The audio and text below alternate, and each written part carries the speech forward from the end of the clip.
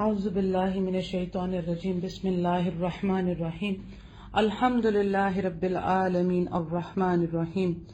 اللہم صلی علی محمد وعلی آل محمد رب اشرح لی صدری ویسر لی امری واحلل عقدۃ من لسانی یفقہوا قولی۔ السلام علیکم ورحمۃ اللہ وبرکاتہ۔ الحمدللہ لاسٹ ٹائم ہم لوگوں نے سورہ مائدہ کی آیت نمبر 60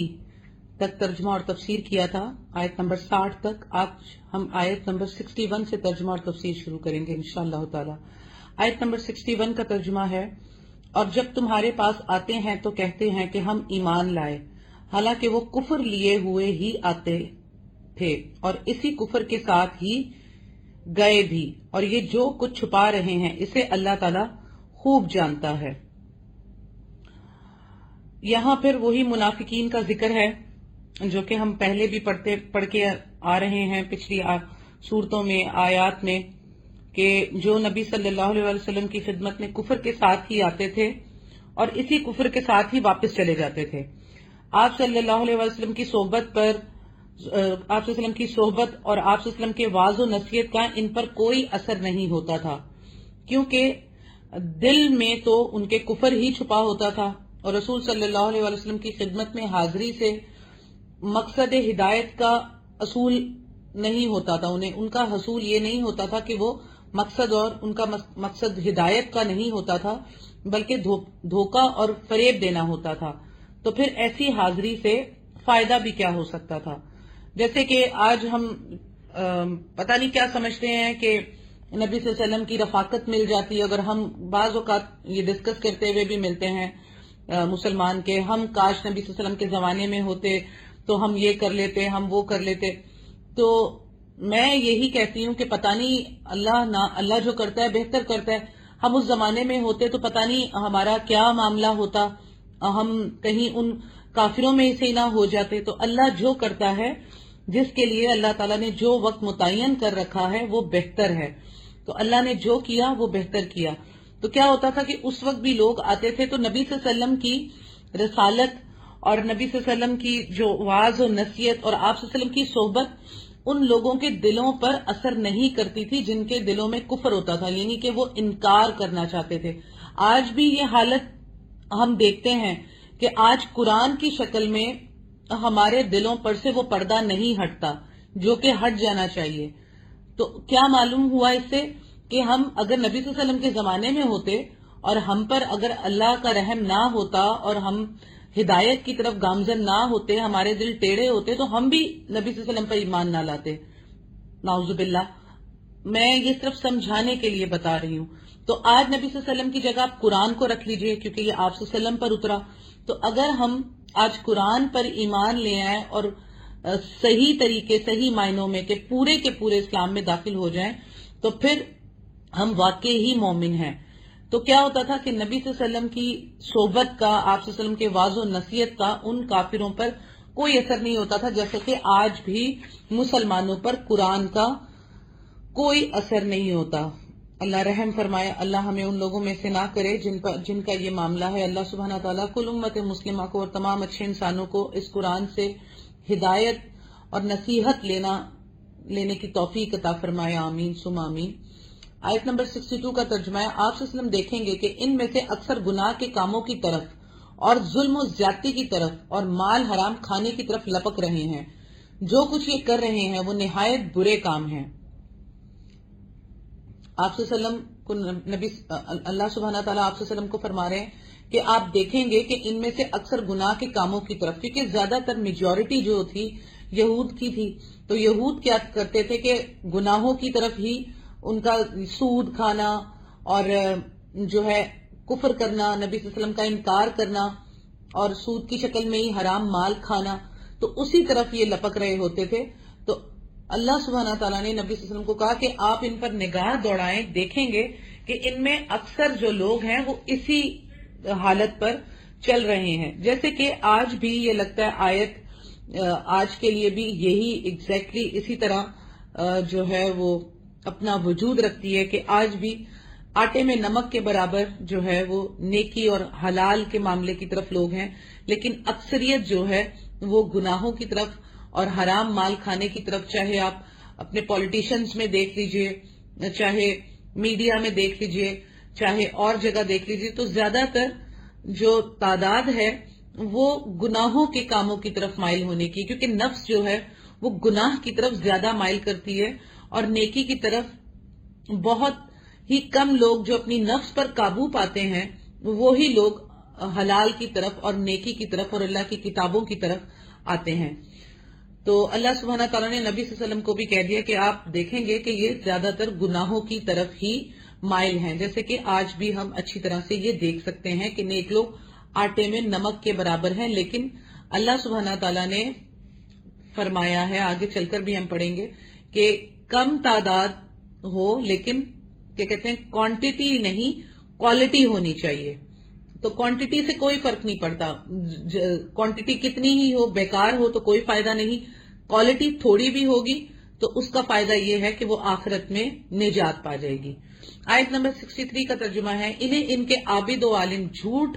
باتوں کے کہنے اور حرام چیزوں کے کھانے سے کیوں نہیں روکتے؟ بے شک برا کام ہے جو یہ کر رہے ہیں۔ اچھا، یہ کن کی طرف اشارہ ہے؟ یہود و نصارہ کے علماء، مشائخ دین اور عبادت گزار جو لوگ تھے، ان کے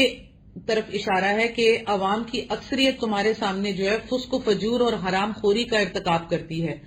لیکن تم انہیں منع نہیں کرتے۔ یعنی کہ یہ علماء کی طرف اشارہ ہے کہ جب یہودی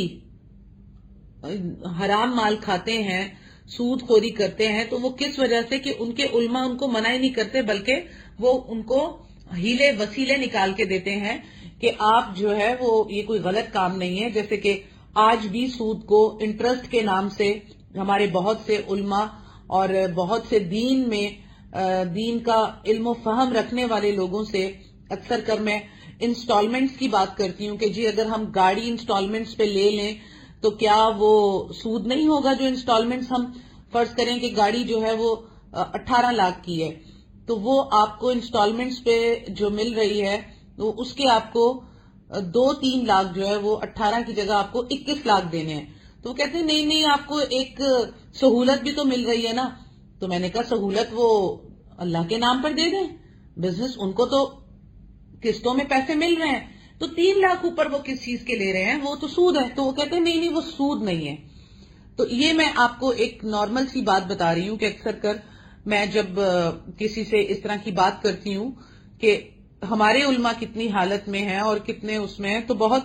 کم علماء ایسے ہوتے ہیں کہ جو آپ کو صحیح بات بتاتے ہیں، جو آپ کو تقوی کا راستہ بتاتے ہیں، پرہیزگاری کا راستہ بتاتے ہیں، کہ سود کی چھیٹوں سے بھی بچنے کے لیے بتاتے ہیں۔ لیکن اکثر کر جو ہے وہ کہتے ہیں نہیں جی انسٹالمنٹس جو ہیں وہ آپ کو ایک سہولت دی جا رہی ہے، تو آپ جو ہے ان کو اوپر پے کریں گے۔ اوپر پے کس چیز کا کریں گے؟ وہ سود ہوگا، چاہے وہ کسی بھی شکل میں ہو، وہ سود ہوگا۔ آپ چاہے اس کی پہلے سے ہی حد مقرر کر لیں کہ جی اتنے کی ہے تو اتنے آپ کو 3 لاکھ اوپر دیں گے، آپ 18 لاکھ کی گاڑی ہے تو 3 لاکھ اوپر آپ جو دے رہے ہیں وہ کس لیے دے رہے ہیں؟ تو وہ کہتے ہیں کہ نہیں جی آپ کو ایک سہولت بھی تو مل رہی ہے۔ تو یہ یہودیوں کا ہی طریقہ ہے کہ انسان کی مجبوری سے فائدہ اٹھایا جائے۔ ظاہری سی بات ہے جو بندہ قسطوں پر انسٹالمنٹس پر گاڑی لے رہا ہے اس کے پاس اگر اتنے پیسے ہوں تو وہ 3 لاکھ روپیہ اوپر کیوں دے؟ تو 3 لاکھ اس سے جو لیا جا رہا ہے وہ اس پر ظلم ہے۔ تو سود لینے والا اور دینے والا دونوں ہی حرام میں آئیں گے۔ تو اللہ تعالیٰ یہاں پر کہہ رہا ہے کہ ان کے عالم ان کو حرام کھانے سے کیوں نہیں روکتے؟ بے شک برا کام ہے جو یہ کر رہے ہیں۔ تو اللہ سبحانہ تعالیٰ نے ان کے عالموں کو یہاں پر یہ بات کہہ دی، نبی صلی اللہ علیہ وسلم کو بتا دی کہ ان کے علماء جو ہیں وہ ان کو ان چیزوں سے نہیں روکتے بلکہ اس کے ہیلے وسیلے بنا کر انہیں دیتے ہیں، جس کی وجہ سے یہ قوم اس کاموں میں لگی ہوئی ہے۔ جیسے کہ آج کل میں نے آپ کو مثال کے طور پر انسٹالمنٹس والی بات پر بتا دی ہے، جو کہ انسٹالمنٹس کے معاملے میں ہمارے بہت سے علماء نے اس کے چور راستے نکالے ہوئے ہیں، اس کی بہت سی جو ہے وہ شرح کر کے رکھی ہوئی ہے کہ نہیں جی یہ ایک سہولت ہے تو اس کا آپ پے کریں گے، یہ سب کچھ حرام ہے۔ اسی طرح ہمارے علماء بھی آج اسی روش کو اختیار کیے ہوئے ہیں۔ اللہ ہدایت نصیحت کو قبول کرنے کی توفیق عطا فرمائے، آمین۔ آیت نمبر 64 کا ترجمہ ہے، اور یہودیوں نے کہا کہ اللہ تعالیٰ کے ہاتھ بندھے ہوئے ہیں، انہی کے ہاتھ بندھے ہوئے ہیں، اور ان کے اس قول کی وجہ سے ان پر لعنت کی گئی، بلکہ اللہ تعالیٰ کے دونوں ہاتھ کھلے ہوئے ہیں، جس طرح چاہتا ہے خرچ کرتا ہے، اور جو کچھ تیری طرف تیرے رب کی جانب سے اتارا جاتا ہے وہ ان میں سے اکثر کو تو سرکشی اور کفر میں اور بڑھا دیتا ہے، اور ہم نے ان میں آپس میں ہی قیامت تک کے لیے عداوت اور بغض ڈال دیا ہے۔ وہ جب کبھی لڑائی کی آگ کو بھڑکانا چاہتے ہیں تو اللہ تعالیٰ اسے بجھا دیتا ہے۔ یہ ملک بھر میں شر و فساد مچاتے پھرتے ہیں، اور اللہ تعالیٰ فسادیوں سے محبت نہیں کرتا۔ دیکھیں، جیسے ہم سورہ بقرہ میں بھی پہلے پڑھ کر آئے کہ کیا کہتے تھے، نعوذ باللہ سورہ آل عمران میں بھی پڑھ کر آئے کہ اللہ تعالیٰ نے کہا کہ میری راہ میں خرچ کرو، اور کون ہے جو اللہ کو قرض حسن دے گا۔ تو اسی طرح یہودیوں نے جیسے کہا کہ اللہ تعالیٰ تو فقیر ہے، نعوذ باللہ استغفر اللہ من ذالک، کہ انہوں نے کہا کہ اللہ تعالیٰ قرض مانگ رہا ہے، اللہ کو کیا ضرورت ہے، وہ تو لوگوں سے قرض مانگ رہا ہے، جبکہ اس کی تعبیر یہ ہے، احسن تعبیر سمجھنے کے لیے، کہ سب کچھ اللہ ہی کا دیا ہوا ہے، جو مال خرچ کرے گا انسان وہ اللہ ہی کا دیا ہوا ہے، اور اللہ کے دیے ہوئے مال میں سے اگر کچھ مال اللہ کی راہ میں خرچ کر دینا ہے تو وہ اللہ نے کہا کہ مجھے قرض دے رہے ہو، یعنی کہ مجھے دے رہے ہو، میں ہی تمہیں اس کو لوٹاؤں گا۔ تو اللہ تعالیٰ کی کمال کی مہربانی ہے کہ اس کے اللہ ہی کے دیے ہوئے مال میں سے آپ جو مال خرچ کرتے ہیں اس پر بھی وہ اجر عطا فرماتا ہے، حتیٰ کہ ایک ایک دانے کو 700 دانے تک بڑھا دیتا ہے، اور اسے اللہ تعالیٰ نے قرض حسن سے اسی لیے تعبیر فرمایا کہ جتنا تم خرچ کرو گے اللہ تعالیٰ سے کئی گنا اللہ سے اس سے واپس تمہیں ملے گا۔ تو یہاں یہود نے پھر وہی بکواس اور گندی بات کی کہ اللہ تعالیٰ کے ہاتھ تو جو ہیں وہ بندھے ہوئے ہیں۔ ان کا معنی سے یہ نہیں تھا کہ اللہ کے ہاتھ واقعی بندھے ہوئے ہیں، بلکہ ان کا یہ تھا کہ اللہ نے جو ہے اپنے ہاتھ خرچ کرنے سے روکے ہوئے ہیں۔ تو اللہ تعالیٰ نے فرمایا ہاتھ تو انہی کے بندھے ہوئے ہیں، یعنی بخیلی ان کا شیوا ہے۔ اللہ تعالیٰ کے تو دونوں ہاتھ کھلے ہیں، وہ جس طرح چاہتا ہے خرچ کرتا ہے، اور اللہ تعالیٰ کے دونوں ہاتھ کس طرح ہیں، جو اللہ تعالیٰ کی شان کے مطابق ہیں، ہماری طرح کے نہیں ہیں، ایک سیدھا ہے تو ایک الٹا ہے، نہیں، اللہ تعالیٰ کے ہاتھ ایسے ہیں جو اللہ تعالیٰ کی شان کے مطابق ہیں، الٹا اور سیدھا نہیں ہے، ٹھیک ہے۔ اللہ تعالیٰ کے دونوں ہاتھ ہیں اور وہ ان کو ہمیشہ خرچ کرتا رہتا ہے اپنے ہاتھوں سے، تمام خزانے اسی کے پاس ہیں، اور اپنی مخلوقات کے لیے تمام حاجات اور ضروریات کا انتظام کرتا ہے، ہمیں دن ہو یا رات، سفر میں ہو یا حضر میں، اور کسی بھی حال میں ہو، جس وقت ہمیں جس چیز کی ضرورت پڑ سکتی ہے وہ اللہ تعالیٰ ہمیں مہیا کرتا ہے۔ جیسا کہ آگے سورہ ابراہیم میں بھی ہم پڑھیں گے کہ اللہ تعالیٰ نے فرمایا تم نے جو کچھ اس سے مانگا وہ اس نے تمہیں دیا، اللہ کی نعمتیں اتنی ہیں تم گن نہیں سکتے، انسان ہی نادان اور نہایت ناشکر ہے۔ اور حدیث میں بھی نبی صلی اللہ علیہ وسلم نے فرمایا اللہ کا دایاں ہاتھ بھرا ہوا ہے، رات دن خرچ کرتا ہے لیکن کوئی کمی نہیں آتی۔ ذرا دیکھو تو جب سے آسمان و زمین اس نے پیدا کیے ہیں وہ خرچ کر رہا ہے، لیکن اس کے ہاتھ کے خزانے میں کمی نہیں آئی۔ بخاری کی حدیث ہے۔ ہماری طرح اللہ تعالیٰ کا بایاں ہاتھ نہیں ہے جسے ہم الٹا کہتے ہیں، الٹا ہاتھ، تو اللہ تعالیٰ کا دایاں ہاتھ کا ذکر ہے، اور اللہ کے دونوں ہاتھ ہی دائیں ہیں۔ تو اللہ تعالیٰ نے فرما دیا کہ ہم نے ان کے آپس میں ہی قیامت تک کے لیے عداوت اور بغض ڈال دیا ہے، یعنی کہ ان کے آپس میں ہی اتنی، کیونکہ یہود نصارہ کو نہیں مانتے، نصارہ یہود کو نہیں مانتے، ایک دوسرے کے قبلوں کو نہیں مانتے، اور اللہ تعالیٰ نے اس آیت میں یہ بھی کہا کہ جو کچھ اللہ نے اتارا ہے اپنی جانب سے وہ ان میں سے اکثر کو سرکشی اور کفر میں بڑھا بھی دیتا ہے۔ یعنی یہ قرآن جو ہے وہ بعض لوگوں کے لیے جن کے دلوں پر پردے ہیں، اوڑھ ہے، ان کے لیے یہ قرآن ان کو ان کی سرکشی میں اور بڑھا دیتا ہے، ٹھیک ہے نا، یعنی کہ ان پر اس قرآن کا کوئی اثر نہیں ہوتا۔ تو ہمیں ڈرنا چاہیے جب ہم قرآن کو پڑھتے ہیں، سمجھتے ہیں، تو ہمیں اللہ کا خوف رکھنا چاہیے، اور ڈرتے ہوئے، آنسو بہاتے ہوئے اللہ تعالیٰ سے دعا کرنی چاہیے کہ یا اللہ اس قرآن کو ہمارے لیے ہدایت کا سبب بنانا، نہ کہ گمراہی کا، جیسے کہ میں اکثر کر اختتام پر بھی دعا بھی کرتی ہوں کہ اللہ تعالیٰ ہمیں اسے ہدایت دینے والا بنانا، نہ کہ گمراہ کر دینے والا، تو کیونکہ یہ قرآن بہت سے لوگوں کی گمراہی کا ذریعہ بھی بنتا ہے۔ تو اللہ تعالیٰ نے فرمایا کہ جب بھی یہ تمہاری طرف کوئی ہاتھ بڑھانے کی کوشش کرتے ہیں، کوئی جنگ و جدال کا معاملہ بھڑکانا چاہتے ہیں، تو اللہ تعالیٰ اسے ناکام بنا دیتا ہے، لیکن یہ ملک بھر میں فساد مچاتے ہیں تو اللہ تعالیٰ ایسے فسادیوں سے محبت نہیں کرتا۔ آیت نمبر 64 کا ترجمہ ہے، اور اللہ تعالیٰ اور اگر یہ اہل کتاب ایمان لاتے اور تقوی اختیار کرتے تو ہم ان کی تمام برائیاں معاف فرما دیتے اور ضرور انہیں راحت و آرام کی جنتوں میں لے جاتے۔ یعنی اللہ سبحانہ تعالیٰ فرمانے کہ اہل کتاب سے مراد یہود اور نصارہ دونوں ہیں، کہ اگر یہ لوگ ایمان لاتے جس کا اللہ تعالیٰ مطالبہ کرتا ہے، یعنی کہ اللہ کے ساتھ شریک نہ کرنا، اللہ کے پیغمبروں پر ایمان لانا، نہ کہ انہیں قتل کرنا، اور ایمان والوں کا ساتھ دینا، اللہ کی حلال چیزوں کو حلال رکھنا، حرام چیزوں کو حرام رکھنا، تو اللہ تعالیٰ نے فرمایا اگر ایسا ہی ایمان لاتے، اور اس ایمان میں سب سے بڑھ کر یہ تھا کہ ان میں سب سے اہم بات یہ تھی کہ محمد صلی اللہ علیہ وآلہ وسلم کی رسالت پر ایمان لانا، جیسا کہ ان کی نازل شدہ کتابوں میں بھی ان کو اسی چیز کا حکم دیا گیا تھا، اور وہ اس چیز میں کیا کرتے تھے کہ چھپاتے تھے نبی صلی اللہ علیہ وسلم کے ذکر کو، نبی صلی اللہ علیہ وسلم کے نام کو، اور شرک پر بھی ڈٹے رہے، اور انہوں نے جو کچھ الٹا نبی صلی اللہ علیہ وسلم کے ساتھ کیا تو وہ بھی مطلب سازشوں پہ سازشیں کرنا اور پلان بنانا، کبھی نبی صلی اللہ علیہ وسلم کو قتل کرنے کا معاذ اللہ پلان بناتے، اور کبھی کچھ کرتے اور کبھی کچھ کرتے۔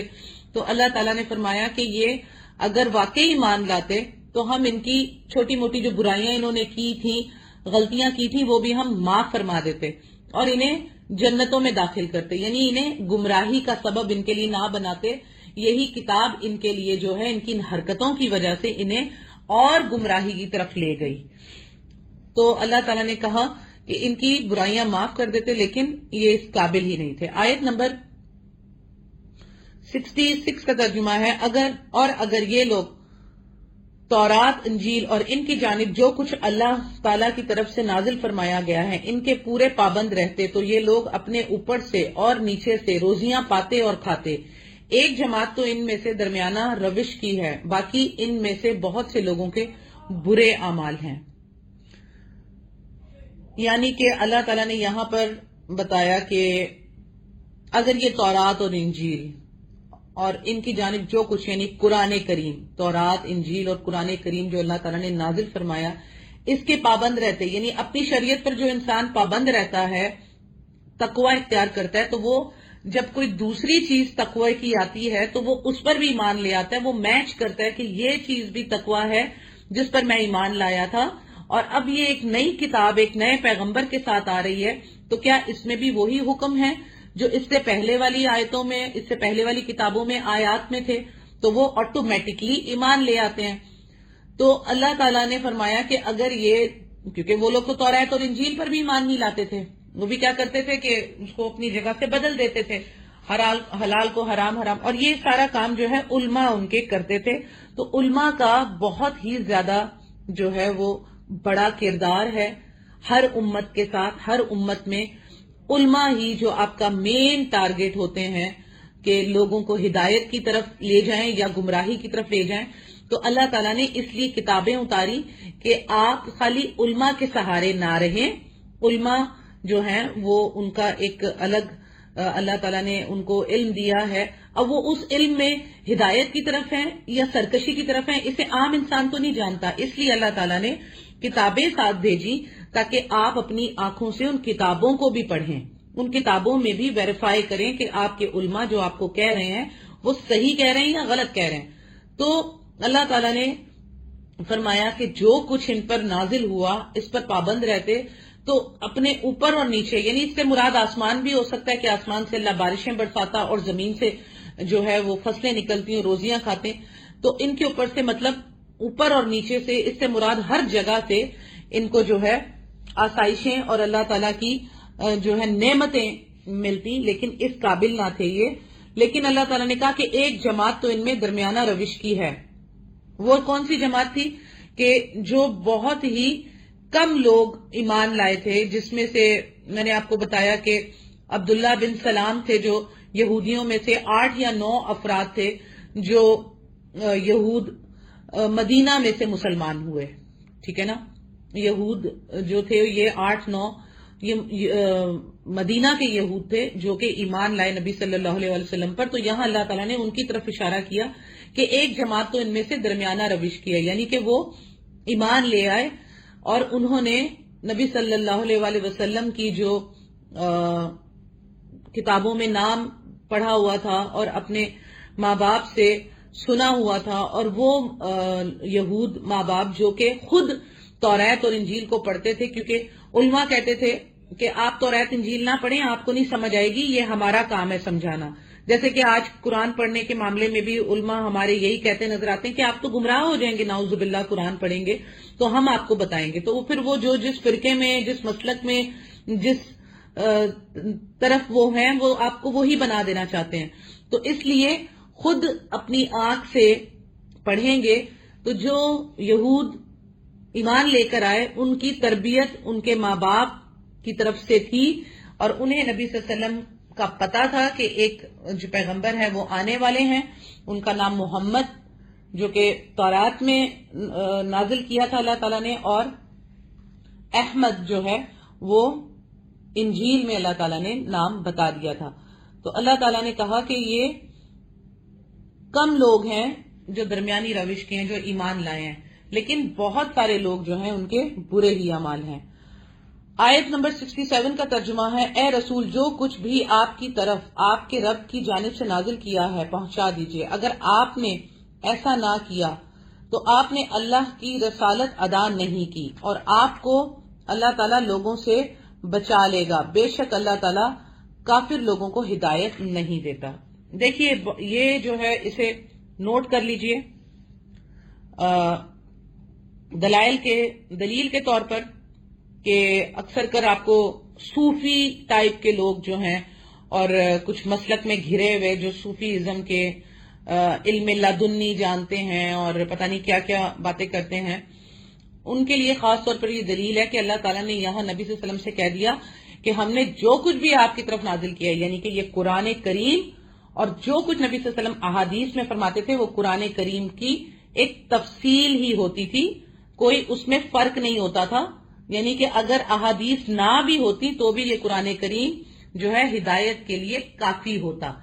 لیکن کیا ہے کہ بہت سے صوفیاں اور کچھ فرقوں اور مسلکوں کا یہ ماننا ہے کہ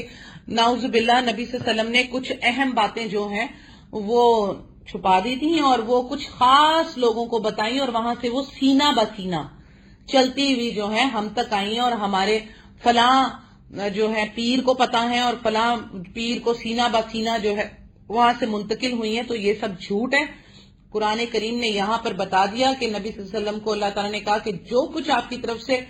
اللہ تعالیٰ کی طرف سے آپ پر نازل ہوا ہے آپ اسے پہنچا دیجئے، اور یہ بھی کہہ دیا کہ اگر آپ نے ایسا نہ کیا تو آپ نے اللہ کی رسالت کا حق ہی ادا نہیں کیا. کتنی بڑی بات ہے. اور پھر لوگ کہتے ہیں کہ نعوذ باللہ ہمیں یہ بات جو ہے وہ سینہ بسینہ پتا چلی جو نبی صلی اللہ علیہ وسلم نے چھپا کر جو ہے وہ اپنے کسی خاص صحابی کو بتائی، اور پھر اس صحابی سے نسل در نسل وہ سینہ بسینہ آگے چلتی رہی. تو آج وہ باقی لوگوں کو نہیں پتا، اور نعوذ باللہ قرآن میں وہ بات نہیں آئی، حدیث میں آپ صلی اللہ علیہ وسلم نے وہ بات نہیں بتائی، اور کچھ لوگوں کو سینہ بسینہ بتا دی. تو یہ نبی صلی اللہ علیہ وسلم پر بہت بڑا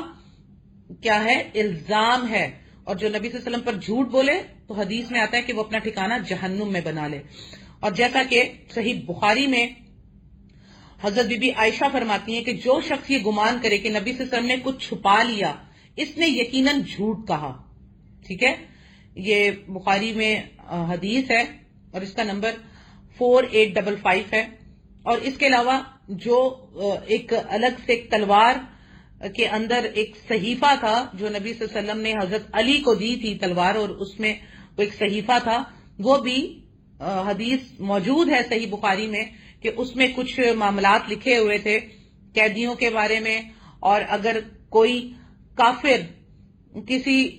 اگر کوئی مسلمان کسی کافر کو قتل کر دے تو اس کے بدلے مسلمان کو قتل نہیں کیا جائے گا. تو ایسی کچھ چیزیں جو کہ قرآن میں نہیں آئی، اس قرآن نے اس پر ڈسکس نہیں کی، ایک اشارہ دے دیا، تو وہ کچھ چیزیں حضرت علی کے لیے نبی صلی اللہ علیہ وسلم نے صحیفے میں لکھ کے اور تلوار کے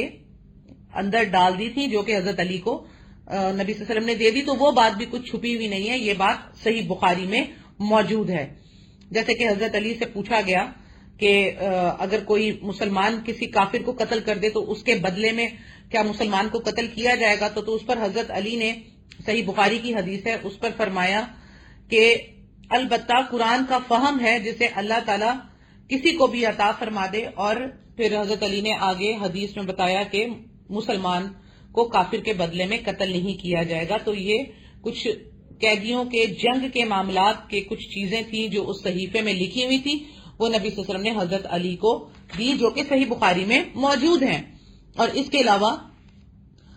اللہ تعالیٰ نے نبی صلی اللہ علیہ وسلم کو جو کچھ بھی قرآن اور حدیث کے ذریعے سے بتایا وہ نبی صلی اللہ علیہ وسلم نے امت تک پہنچا دیا. اور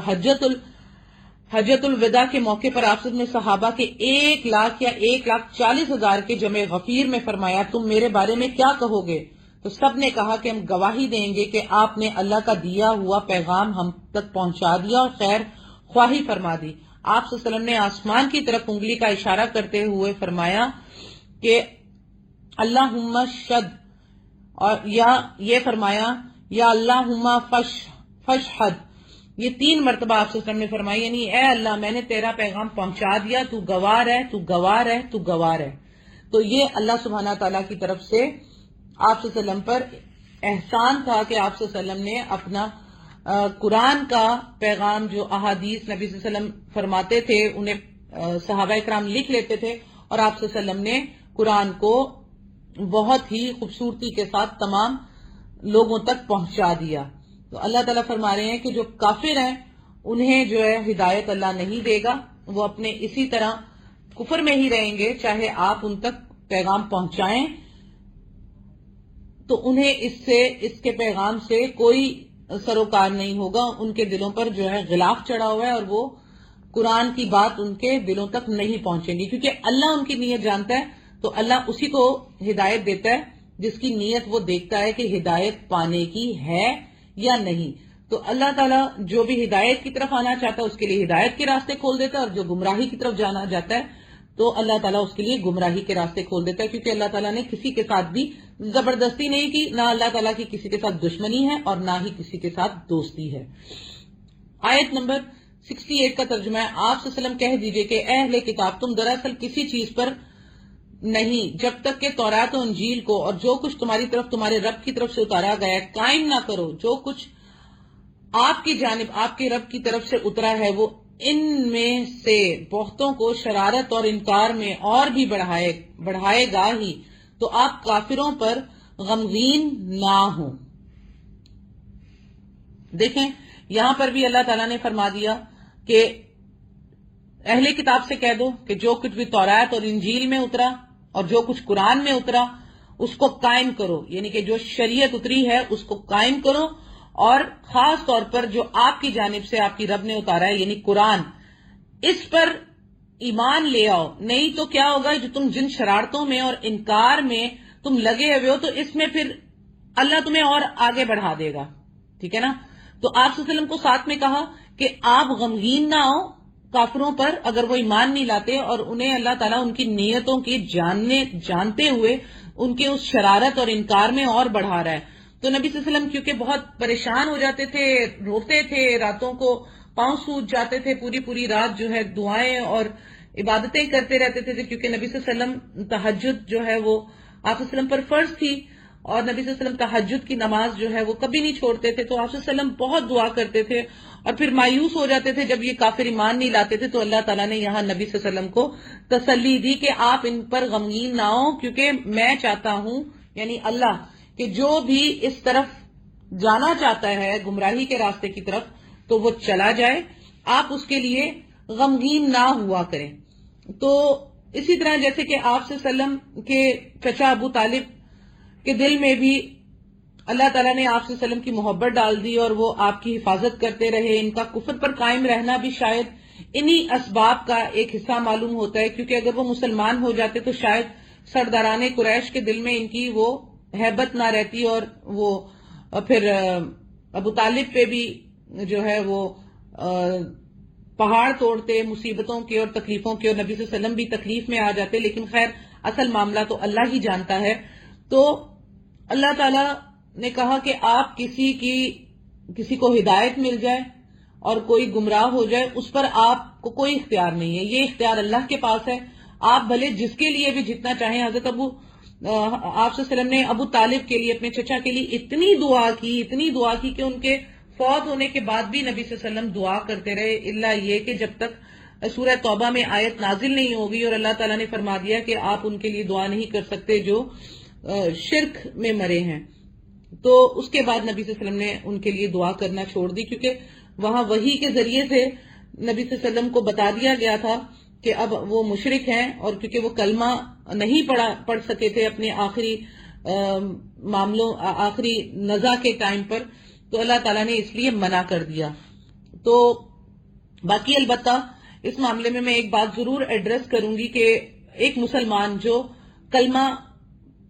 پڑھ چکا ہے، اپنے آپ کو مسلمان کہتا ہے، اور اگر وہ شرک کرتا ہے تو ہمارا کام ہے کہ ہم اسے کافر نہ کہیں. ہاں، ہم یہ کہیں گے کہ یہ مشرک، اس کے عقائد مشرکانہ ہیں، اور وہ اپنے آپ کو آخری دم تک مسلمان ہی کہتا رہا ہے، کلمہ بھی پڑھتا رہا ہے، اس کے بعد شرک بھی کر رہا ہے، تو وہ اس کا اور اس کے اللہ کا معاملہ ہے. ہم اس کے فوت ہونے کے بعد اس کی مغفرت کی دعا کریں گے، کیونکہ سورہ توبہ میں ان لوگوں کے لیے ان کے بارے میں بتایا گیا جو کہ اپنے کفر پر، شرک کے ساتھ کفر پر بھی اڑے ہوئے تھے، اور انہوں نے آخری وقت تک کلمہ نہیں پڑھا. تو کیونکہ یہ صحیح بخاری میں حدیث ہے کہ جس نے بھی ایمان کے ساتھ ایک دفعہ بھی لا الہ الا اللہ پڑھا ہے تو اسے جہنم میں سے نکال لیا جائے گا، ایمان کے ساتھ. ٹھیک ہے نا؟ تو وہ ایمان آپ کی اور میری طرح کا ایمان نہیں ہے، وہ ایمان ایسا ہے جس پر پھر انسان جو ہے وہ کاربند بھی رہتا ہے. اس کی نیت یہ ہوتی ہے کہ اگر اسے ہدایت ملے تو وہ اس ہدایت کو کیا کہتے ہیں قبول بھی کر لے گا. تو وہ اللہ جانتا ہے، ہم نہیں جانتے. تو ایک مسلمان جو اپنے آپ کو کہتا ہے وہ اگر شرک میں ملوث ہے تو ہم اس کو جو ہے ہدایت کی طرف بلاتے رہیں، اور اگر اس کا انتقال ہو جائے اسی کے دوران تو پھر بھی ہم اللہ تعالیٰ سے یہ دعا کریں گے کہ یا اللہ تعالیٰ اس کی مغفرت فرما، اس پر رحم فرما، اسے معاف کر دے. اب اللہ کا معاملہ ہے اور اس بندے کا معاملہ ہے کہ اللہ تعالیٰ اس کے ساتھ کیا کرے، کیونکہ بظاہر وہ کلمہ گو تھا اور اپنے آپ کو مسلمان کہتا تھا اور کلمہ پڑھتا تھا، تو وہ اسلام میں ہی مسلمان ہی کہلائے گا. ہاں، اللہ کے ہاں وہ مسلمان ہے یا نہیں اس کا فیصلہ ہم نہیں، اللہ قیامت کے دن کریں گے. تو یہ ایک معاملہ میں نے ایڈریس کر دیا ہے، کیونکہ اس کے اوپر بہت سے سوالات بھی آتے ہیں، بہت سی بحث و مباحثے بھی ہوتے ہیں. تو اس لیے میں نے یہ بات جو ہے حدیث بھی بتا دی، جس نے ایک دفعہ بھی ایمان کے ساتھ لا الہ الا اللہ کہا ہوگا اسے جہنم میں سے نکال لیا جائے گا، اور یہ مستند حدیث ہے. تو آگے آیت نمبر 69 کا ترجمہ ہے: مسلمان، یہودی، ستارہ پرست اور نصرانی کوئی ہو جو بھی اللہ تعالیٰ پر اور قیامت کے دن پر ایمان لائے اور نیک عمل کرے، وہ محض بے خوف رہے گا اور بالکل بے غم ہو جائے گا. دیکھیں پھر یہاں پر کیا ہے کہ یہ قرآن کریم جب نازل ہوا تو اس سے پہلے یہودی تھے، جو یہودی صحیح روش پر، کتابوں توریت پر ایمان لائے اور اس کو بدلے بغیر، اس کے اندر تحریف کیے بغیر اس پر چلے، تو ان یہودیوں کا ذکر ہے. ستارہ پرست جو ایک قوم تھی جو کہ ستاروں کی اور سورج کی اور اس کی پرستش کرتی تھی. تو کیونکہ نبی صلی اللہ علیہ وسلم نے یہ جو بتاتے ہیں کہ 1,24,000 پیغمبر ہیں، یہ حدیث ضعیف ہے. ہر قوم میں پیغمبر بھیجے ہیں. قرآن میں ہم آگے بھی پڑھیں گے کہ اللہ تعالیٰ نے کوئی ایسی قوم نہیں چھوڑی جس کے ہاں پیغمبر نہ بھیجا ہو. تو ستارہ پرست کے ہاں جو بھی پیغمبر اس وقت ان کے دور میں آیا اور وہ ستارہ پرست ان پر ایمان لے آئے، تو وہ ستارہ پرست اور نصرانی اور کوئی بھی ہو یعنی کہ کوئی بھی جو جماعتیں گزر گئیں، جو قومیں گزر گئیں، ان کی طرف، کیونکہ سب کی طرف ہی پیغمبر آئے تھے، تو جو یہ لوگ گزر گئے، اور ساتھ میں مسلمان سے شروع کیا اللہ تعالیٰ نے آیت کو، کہ مسلمان جو قرآن پر ایمان لے آیا اور نبی صلی اللہ علیہ وسلم پر ایمان لے آیا، تو وہ جو ہے ان کو قیامت والے دن کوئی جو ہے ڈر نہیں ہوگا، خوف نہیں ہوگا. لیکن جو یہودی اور جو ستارہ پرست اور جو عیسائی اور جو بھی اور قوم کے لوگ نبی صلی اللہ علیہ وسلم کی بعثت کے بعد، جب نبی صلی اللہ علیہ وسلم کو رسول بنا دیا گیا اور قرآن اتار دیا گیا، اس کے بعد اگر نبی صلی اللہ علیہ وسلم پر ایمان نہیں لائے، تو پھر ان کا اللہ تعالیٰ پر ایمان لانا اور قیامت پر ایمان لانا اور نیک عمل کرنا یہ کوئی بھی فائدہ نہیں دے گا، کیونکہ انہیں آخری پیغمبر پر بھی اور آخری کتاب قرآن کریم پر بھی ایمان لانا ہوگا. سب پیغمبروں کے ساتھ یہ معاملہ بالکل کلیئر ہے، اور یہ بات جو ہے وہ ہم پہلے بھی پڑھ چکے ہیں، ٹھیک ہے نا. یہ ہم سورہ بقرہ کی آیت نمبر 62 میں بھی پڑھ چکے ہیں، اور یہ 62 میں بھی اچھی طریقے سے میں نے سورہ بقرہ جب ہم پڑھ رہے تھے تو اس میں بھی میں نے یہ بڑے ڈیٹیل کے ساتھ بتا دی ہے. آیت نمبر 70 کا ترجمہ ہے، ہم نے بالیقین بنی اسرائیل سے عہد و پیمان لیا اور ان کی طرف رسولوں کو بھیجا. جب کبھی رسول ان کے پاس وہ احکام لے کر آئے جو ان کی اپنی منشا کے خلاف تھے، تو انہوں نے ان کی ایک جماعت کی تکذیب کی اور ایک جماعت کو قتل کر دیا. اللہ تعالیٰ نے پھر وہی بات بتائی بنی اسرائیل کا کہ ہم نے ان سے عہد و پیمان لیے، کتنی دفعہ انہوں نے جو ہے وہ سرکشی کی، پھر ہم نے ان کو معاف کیا، پھر ہم نے ان پر جو ہے اپنی رحمتیں نازل کی، ان کی طرف رسولوں کو بھیجا. لیکن کیا کرتے تھے یہ کہ جو معاملہ ان کی پسند کا ہوتا تھا وہ تو لے لیتے تھے، اور جو ان کی طبیعت کے خلاف ہوتا تھا تو یہ اس کو چھوڑ کر اس کو جھٹلا دیتے تھے، پیغمبروں کو بھی جھٹلا دیتے تھے، اس شریعت کو بھی جھٹلا دیتے تھے، اور اس سے بڑھ کر وہ پیغمبروں کو قتل بھی کرتے تھے، اور نیک ایمان لانے والوں کو بھی، ان پیغمبروں پر جو ایمان لاتا تھا ان کو بھی قتل کرتے تھے. آیت نمبر 71 کا ترجمہ ہے، اور سمجھ بیٹھے ہیں کہ کوئی پکڑ نہ ہوگی، بس اندھے بہرے بنے بیٹھے. پھر اللہ تعالیٰ نے ان کی توبہ قبول کی، اس کے بعد بھی ان میں سے اکثر اندھے بہرے ہو گئے. اللہ تعالیٰ ان کے اعمال کو بخوبی دیکھنے والا ہے. یعنی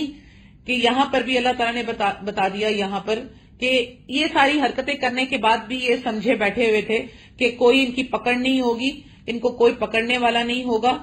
تو اللہ تعالیٰ نے بتا دیا کہ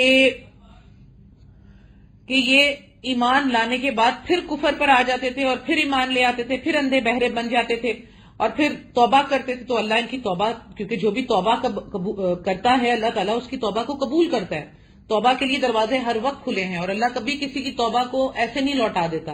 لیکن اللہ کو پتا ہوتا ہے کہ اس کے بعد پھر یہ کیا کرے گا، یہ وہی روش پر رہے گا. تو یہ کیا کرتے تھے کہ توبہ کرتے تھے، اور پھر اس کے بعد بھی ان میں سے اکثر اندھے بہرے ہو گئے. تو اللہ تعالیٰ ان کے اعمال کو بخوبی دیکھ رہا ہے، یعنی کہ وہ پھر اپنے انہی اعمال کو دہراتے تھے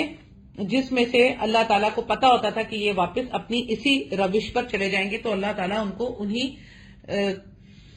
انہی حالوں میں چھوڑ دیتا تھا، کیونکہ اللہ جانتا تھا کہ ان کا جو خاتمہ ہے وہ اسی روش پر ہوگا. الحمدللہ ہم لوگوں نے آیت نمبر 71 تک ترجمہ اور تفسیر کر لیا، سورہ مائدہ کی آیت نمبر 71 تک. اللہ تعالیٰ سے دعا ہے کہ جو کچھ ہم نے حق سچ بیان کیا اللہ تعالیٰ اس کو ہمیں سمجھنے کی، اس پر عمل کرنے کی اور دوسرے لوگوں تک پہنچانے کی توفیق عطا فرمائے. آمین ثم آمین. اور اللہ تعالیٰ اس قرآن کو ہمارے حق میں ہدایت کا معاملہ، اس سے ہمیں توفیق عطا فرمائے ہدایت لینے کی، نہ کہ گمراہ ہو جانے کی. اللہ تعالیٰ ہمیں قرآن اور صحیح احادیث سے ہدایت لینے والا بنائے، نہ کہ گمراہ ہو جانے والا. اور اللہ تعالیٰ اس ہدایت پر ہمیں زندگی بھر قیامت تک، میدان حشر میں، قبر میں، ہر جگہ جو ہے وہ ثابت رکھے، یہاں تک کہ ہم جنت الفردوس میں نہ داخل ہو جائیں. آمین ثم آمین یا رب العالمین. وآخر دعوانا ان الحمد للہ رب العالمین. السلام علیکم ورحمۃ اللہ.